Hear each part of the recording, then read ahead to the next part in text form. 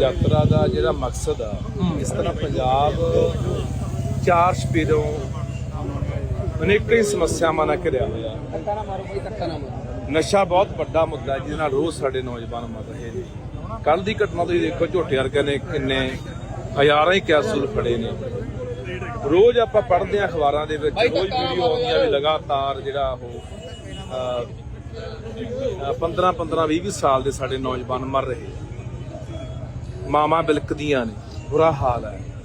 जवानी प्रवास कर रही है, पंजाब खाली हो रहा है। पानी साडे धरती हेठों सुੱਕ रहे ने, धरती बंजर होने वाल वध रही है। साडे पानी खो के दूजे सूबਿਆਂ ਨੂੰ ਦਿੱਤੇ जा रहे हैं। साडी बोली ਨੂੰ मारिया जा रहा है, साडे इतिहास ਨੂੰ ਵਿਗਾੜਿਆ जा रहा है।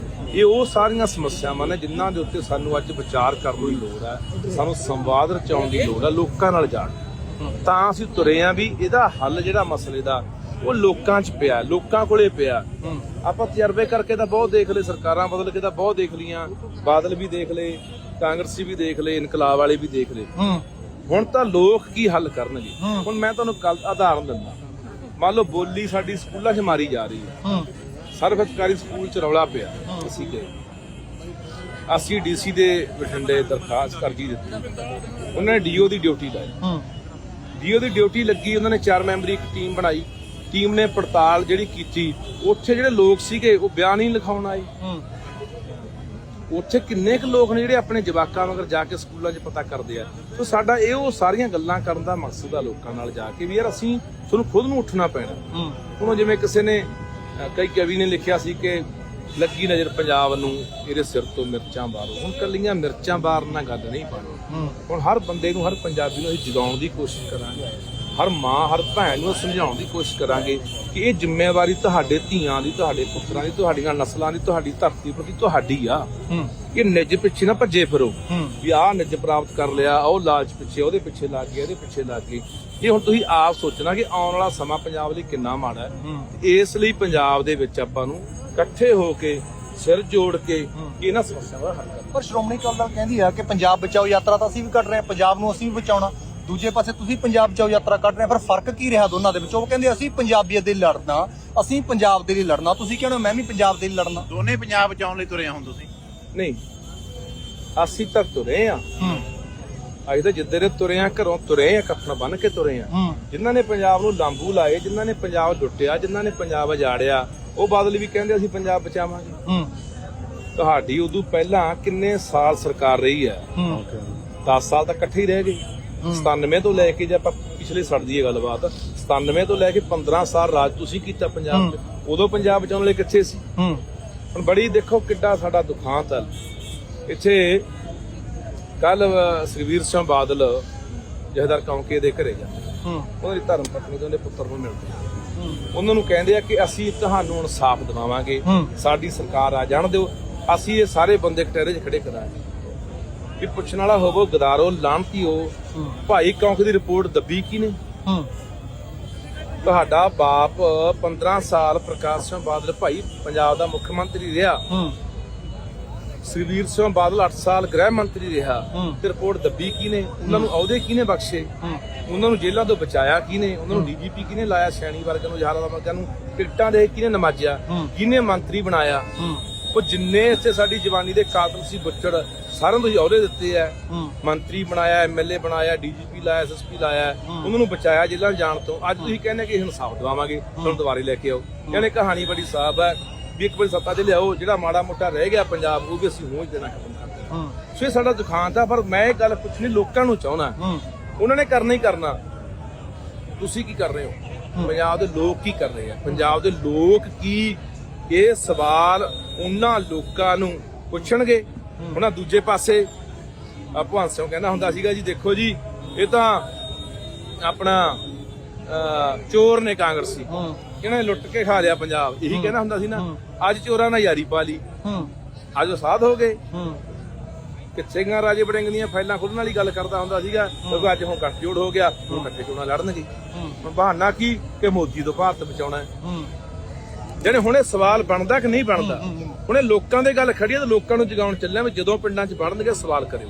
ਨਹੀਂ ਤੁਸੀਂ ਇਹ ਪੰਜਾਬ ਬਚਾਓ ਯਾਤਰਾ ਨਹੀਂ, ਅਸਲ ਲੱਖਾਂ ਜਿਤਾਓ ਯਾਤਰਾ ਹੈ। ਕਹਿੰਦੇ ਇਹ ਵੀ ਗੱਲ ਚੱਲਦੀ ਹੈ ਵੀ ਲੱਖੇ ਨੂੰ ਜਿਤਾਓ ਜਿਹੜੀ ਲੋਕ ਸਭਾ ਦੀ ਚੋਣ ਬਸ ਇਹ ਲੱਖਾ ਯਾਤਰਾ। ਪੰਜਾਬ ਲਈ ਜਿੰਦ ਜਾਨ ਦੇ ਸਕਦਾ ਆ ਉਹ ਧਰਤੀ ਤੇ ਖੜ ਕੇ ਗੱਲ ਮੈਂ ਕਰਾਂ 10ਵੇਂ ਪਾਤਸ਼ਾਹ ਦੀ ਚਰਨ ਛੋਹ ਪ੍ਰਾਪਤ ਧਰਤੀ ਤਖਤ ਸ੍ਰੀ ਦਮਦਮਾ ਸਾਹਿਬ ਦੀ ਧਰਤੀ ਤੇ ਕਰਕੇ ਕਹਿਣਾ ਕਿ ਕਦੇ ਲੱਖਾ ਪੰਜਾਬ ਨੂੰ ਪਿੱਠ ਨਾ ਦਿਖਾਈਏ ਤੇ ਨਾ ਦਿਖਾਓ। ਕੈਪਟਨ ਨੇ ਵੀ ਸਹੁੰ ਖਾਦੀ ਸੀ ਲੱਖੇ ਇਧਰ ਗੁਟਕਾ ਕਰ। ਨਹੀਂ ਕੈਪਟਨ ਨਾਲ ਗੱਲ ਸ਼ੁਰੂ ਤੋਂ ਗਦਾਰੀਆਂ ਦੇਖਦਾ ਨਾ, ਖੂਨ 'ਚ ਹੀ ਗਦਾਰੀਆਂ ਨੇ ਕੈਪਟਨ ਦਾ ਕਹਿੰਦਾ।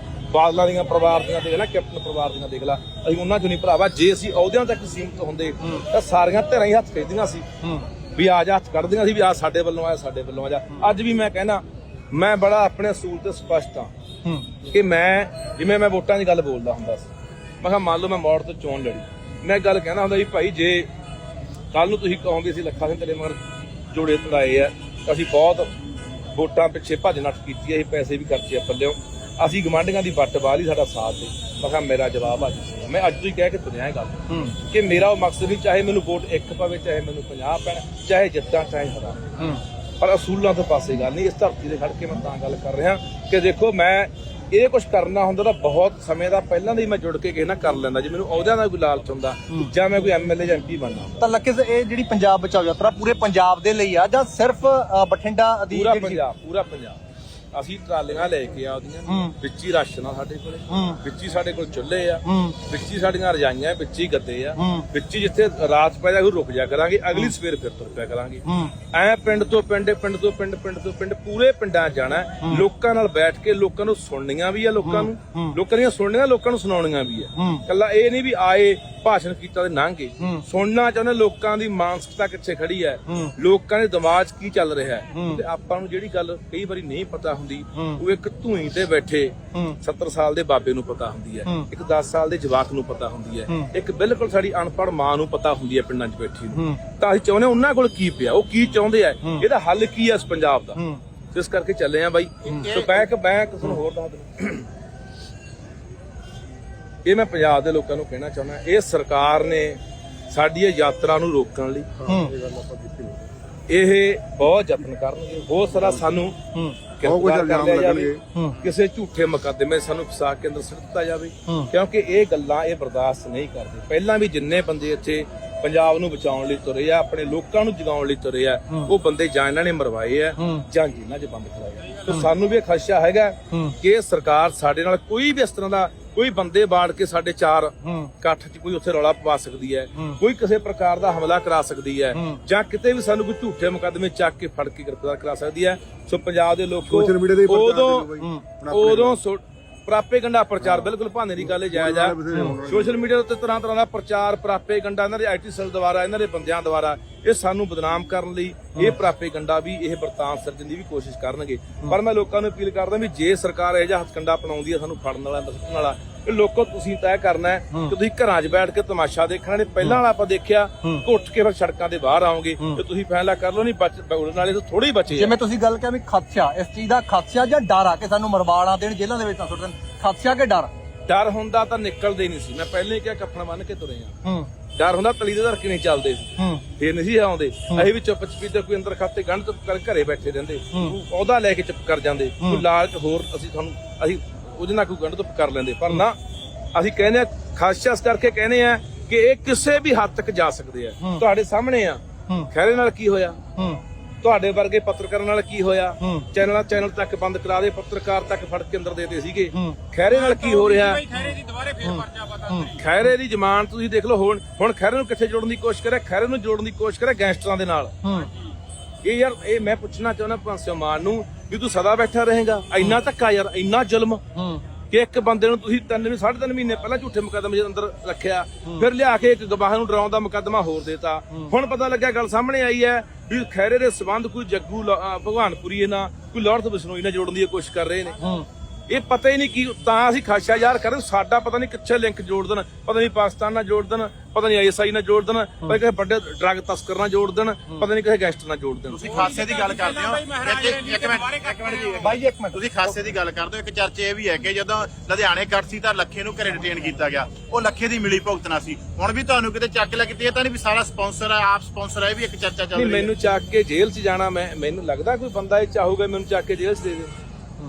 ਜਾਂ ਮੈਂ ਉਹਨੂੰ ਕੋਈ ਫੁੱਲਾਂ ਦੀ ਵਰਖਾ ਕਰਦਾ ਭਗਵੰਤ ਦੇ ਉੱਤੇ, ਮੇਰੇ ਉਹਨਾਂ ਅੰਦਰ ਖਾਤੇ ਕੋਈ ਸੈਟਿੰਗ ਜਿੰਨੇ ਠੋਕ ਕੇ ਅੱਜ ਦਾ ਨਹੀਂ, ਜਿਉਂ ਇਹ ਸਰਕਾਰ ਬਣੀ ਹੈ ਉਸੇ ਦਿਨ ਤੋਂ ਲੈ ਕੇ ਜਿੱਦੇ ਮੈਂ ਭਗਵੰਤ ਸਿੰਘ ਨੂੰ ਮਿਲ ਕੇ ਆਇਆ, ਜਦੋਂ ਕੋਈ ਮਸਲੇ ਹੱਲ ਨਹੀਂ ਕੀਤੇ, ਦੱਸੋ 1.5 ਸਾਲ ਤੋਂ ਬਾਅਦ ਸਭ ਤੋਂ ਵੱਧ ਖੁੰਬ ਕਿਹਨੇ ਠੱਪੀ ਆ? ਬੋਲਿਆ ਕੌਣ ਹੈ? ਮੁੱਦਿਆਂ ਦੇ ਬੋਲਿਆ ਕੌਣ ਹੈ? ਬੋਲਿਆ ਕੋਈ? ਸਾਰੇ ਅੰਦਰ ਖਾਤੇ ਜਿਹੜੇ ਬੋਲਣ ਵਾਲੇ ਆਪਣੇ ਆਪ ਨੂੰ ਖੱਬੀ ਖਾਨ ਕਹਾਉਂਦੇ ਸੀ, ਚੁੱਪ ਕਰ ਗਏ ਸਮਝੌਤੇ ਕਰਕੇ। ਦੱਸ ਦਿਓ ਫਿਰ ਤਾਂ ਮੈਂ ਮੰਨਦਾ ਲੋਕਾਂ 'ਚ ਮੰਨੀ ਜਾਵੇ ਗੱਲ ਵੀ ਠੀਕ ਆ, ਲੱਖਾਂ ਅੰਦਰ ਖਾਤੇ ਸਮਝੌਤੇ ਕਰਕੇ ਚੁੱਪ ਕਰ ਗਿਆ ਭਾਈ। ਤੁਸੀਂ ਦੱਸੋ ਮੈਂ ਕਿਹੜੀ ਗੱਲ ਤੇ ਪੰਜਾਬ 'ਚ ਜੋ ਪੰਜਾਬ ਨਾਲ ਹੋ ਰਿਹਾ ਧੱਕਾ, ਜੋ ਭਗਵੰਤ ਕਰ ਰਿਹਾ ਪੰਜਾਬ ਦੇ ਨਾਲ, ਉਹ ਕਿਹੜੀ ਗੱਲ ਆ ਜਿਹੜੀ ਮੈਂ ਲੋਕਾਂ ਦੇ ਸਾਹਮਣੇ ਹੀ ਰੱਖੀ? ਇੱਕ ਗੱਲ ਇਹ ਵੀ ਹੈ ਜੇ ਤੁਸੀਂ ਭਾਈ ਯਾਰ 5 ਮਿੰਟ ਰੁਕ ਜਾਓ ਯਾਰ, ਸਾਰੇ ਸਵਾਲ ਬੋਲੇ ਕਰੀ ਜਾਂਦੇ ਆ ਜਾਂ ਆ ਜਾ ਇੱਧਰ। ਇਹ ਵੀ ਇੱਕ ਚਰਚਾ ਹੈ ਵੀ ਜੇ ਤੁਸੀਂ ਜਿਵੇਂ ਬਠਿੰਡਾ ਤੋਂ ਖੜੇ ਹੁੰਨੇ ਹੋ, ਵੋਟ ਹੈ ਜਿਹੜੀ ਉਹ ਸਰਕਾਰ ਵਿਰੋਧੀ ਯਾਨੀ ਕਿ ਗੁੱਸੇ ਵਾਲੀ ਵੋਟ ਆ, ਉਹ ਵੰਡੀ ਜਾਊਗੀ 3 ਪਾਰਟੀਆਂ ਜਾਂ ਤੁਹਾਡੇ ਵਿੱਚ ਵੀ, ਤੇ ਸਰਕਾਰ ਨੂੰ ਫੇਰ ਫਾਇਦਾ ਹੋ ਜਾਣਾ ਉਹ ਚੀਜ਼ ਦਾ। ਨਹੀਂ ਆਪਾਂ ਇਹ ਹਰ ਵਾਰੀ ਇਹ ਕਿਉਂ ਸੋਚਦੇ ਆ ਵੀ ਆ ਖੜਾ ਹੋ ਗਿਆ ਫਾਇਦਾ ਹੋ ਜੂ, ਆ ਖੜਾ ਹੋ ਗਿਆ ਫਾਇਦਾ ਹੋ ਜੂ। ਇੱਥੇ ਮੈਂ ਮੋੜ ਤੋਂ ਚੋਣ ਲੜੀ, ਇੱਥੇ ਬਾਦਲ ਦਲ ਤੋਂ ਖੜੇ ਸੀਗੇ ਜਮੀਤ ਸਿੰਘ ਬਰਾੜ, ਮੈਨੂੰ ਉਹਨਾਂ ਦੇ ਬੰਦੇ ਮਿਲਿਆ ਕਰਨ ਜਿਹੜੇ ਉਹਨਾਂ ਦੀ ਪਾਰਟੀ ਦੇ ਸੀ, ਲੈ ਬਈ ਤੇਰੇ ਨਾਲ ਸਾਨੂੰ ਫਾਇਦਾ ਬਹੁਤ ਹੋਗਾ। ਮੈਂ ਕਿਵੇਂ? ਕਹਿੰਦੇ ਤੂੰ ਖੜਾ ਹੋ ਗਿਆ, ਤੂੰ ਆਮ ਆਦਮੀ ਪਾਰਟੀ ਦੀ ਵੋਟ ਤੋੜ ਦੇਗਾ, ਸਾਡੀ ਵੋਟ ਪੱਕੀ ਜਿੱਤੇ ਪਏ ਆ। ਮੈਨੂੰ ਭਾਈ 29,000 ਵੋਟ, ਜਮੀਤ ਬਰਾੜ ਨੂੰ ਭਾਈ 20,000, ਕਾਂਗਰਸ ਨੂੰ ਭਾਈ 15,000। ਇਹ ਅਸੀਂ ਇਹ ਬਾਰੀ ਕਾ ਜੋੜ ਤੋੜ ਲਾਉਨੇ ਹੁੰਨੇ, ਫਲਾਨਾ ਬੰਦਾ ਫਲਾਣੇ ਨੂੰ ਨੁਕਸਾਨ ਦੂ, ਫਲਾਨਾ। ਮੈਂ ਦੇਖੋ ਚੋਣ ਲੜ ਰਿਹਾ, ਮੇਰਾ ਐਲਾਨ ਆ, ਮੈਂ ਚੋਣ ਇਸ ਕਰਕੇ ਲੜ ਰਿਹਾ, ਮੈਂ ਇਕੱਲਾ ਨਹੀਂ, ਮੈਂ ਚਾਹੁੰਦਾ ਪੰਜਾਬ ਦੇ ਹੋਰ ਪੰਜਾਬ ਦਰਦੀ ਲੋਕ ਵੀ ਚੋਣ ਲੜਨ। ਸਾਡੀ ਗੱਲ ਜਿਹੜੀ ਅਸੀਂ ਇੱਥੇ ਬੋਲਦੇ ਫਿਰਦੇ ਆ, ਪਿੰਡਾਂ 'ਚ ਤੁਹਾਡੇ ਕੋਲੇ ਬੋਲਦੇ ਆ, ਇਹ ਗੱਲ ਸਾਡੀ ਲੋਕ ਸਭਾ ਜਾ ਕੇ ਉੱਠੇ। ਜਦੋਂ ਲੋਕ ਸਭਾ 'ਚ ਗੱਲ ਸਾਡੀ ਉੱਠੂਗੀ ਤਾਂ ਹੋਰ ਸੂਬਿਆਂ ਦੇ ਜਿਹੜੇ ਐਮਪੀ ਬੈਠੇ ਹੁੰਦੇ ਨੇ, ਸਾਡੀ ਗੱਲ ਉਹਨਾਂ ਤੱਕ ਵੀ ਜਾਊਗੀ, ਉਹ ਰਿਕਾਰਡ ਵੀ ਹੁੰਦੀ ਹੈ ਗੱਲ, ਉਹਦੇ ਕੋਈ ਕਾਰਵਾਈ ਅਮਲ ਵੀ ਹੁੰਦਾ ਜੋ ਸਰਕਾਰ ਦੇ ਧਿਆਨ 'ਚ ਆਉਂਦੀਆਂ ਨੇ ਗੱਲਾਂ। ਇਸ ਕਰਕੇ ਕਹਿੰਦਾ ਚੰਗੇ ਬੰਦੇ ਆਵਾਜ਼ ਉਠਾਉਣ ਵਾਲੇ। ਹੁਣ ਆਪਾਂ ਗੱਲ ਕਰਦੇ ਆ, ਆਪਾਂ ਕਹਿੰਦੇ ਆ ਕੱਲਾ ਕੀ ਕਰ ਦੂਗਾ, ਤੇ ਭਗਵੰਤ ਕੱਲਾ ਹੀ ਐਮਪੀ ਬਣ ਕੇ ਜਾਂਦਾ ਰਿਹਾ। ਜੋ ਭਗਵੰਤ ਨੇ ਕੀਤਾ, ਆਪਾਂ ਅੱਜ ਮੈਂ ਹਿੱਕ ਠੋਕ ਕੇ ਕਹਿਣਾ, ਜੋ ਭਗਵੰਤ ਨੇ ਉਹਨਾਂ ਸਮਿਆਂ ਦੇ ਵਿੱਚ ਪੰਜਾਬ ਲਈ ਬੋਲਿਆ, ਪੰਜਾਬ ਦੇ ਮੁੱਦੇ ਲੋਕ ਸਭਾ 'ਚ ਉਠਾਏ, ਤਾਂ ਲੋਕ ਜਾਗਰੂਕ ਹੋਏ ਕਿ ਨਹੀਂ ਹੋਏ? ਇਸੇ ਕਰਕੇ ਭਗਵੰਤ ਦੇ ਉੱਤੇ ਲੋਕਾਂ ਦਾ ਵਿਸ਼ਵਾਸ ਵਧਿਆ, ਪਰ ਉਹ ਲੋਕਾਂ ਨਾਲ ਵਿਸ਼ਵਾਸ ਘੱਟ ਫਿਰ ਭਗਵੰਤ ਨੇ ਉਸਨੇ ਕੀਤਾ, ਕੁਰਸੀ ਲੈ ਕੇ ਮੁੱਖ ਮੰਤਰੀ ਬਣ ਗਿਆ। ਇਸ ਕਰਕੇ ਸਾਡੇ ਮੈਂ ਕਹਿੰਦਾ ਕੱਲੇ ਇੱਥੋਂ ਨਹੀਂ, 14 ਦੇ 14 ਥਾਵਾਂ ਤੋਂ ਵਿੱਚੇ ਚੰਡੀਗੜ੍ਹ ਚੰਗੇ ਬੰਦੇ ਚੁਣ ਕੇ ਪੰਜਾਬ ਦੇ ਲੋਕੋ ਭੇਜੋ। ਪਰ ਲੱਖਾ ਕਿਹੜੀ ਝੰਡੇ ਹੇਠ ਲੜੂਗਾ? ਲੱਖੇ ਦਾ ਆਪਣਾ ਝੰਡਾ, ਆਪਣਾ ਏਜੰਡਾ। ਲੱਖੇ ਦਾ ਝੰਡਾ ਪੰਜਾਬ ਹੈ, ਪੰਜਾਬੀਅਤ, ਆਪਣੀ ਧਰਤੀ, ਆਪਣੀ ਬੋਲੀ, ਆਪਣੇ ਲੋਕ।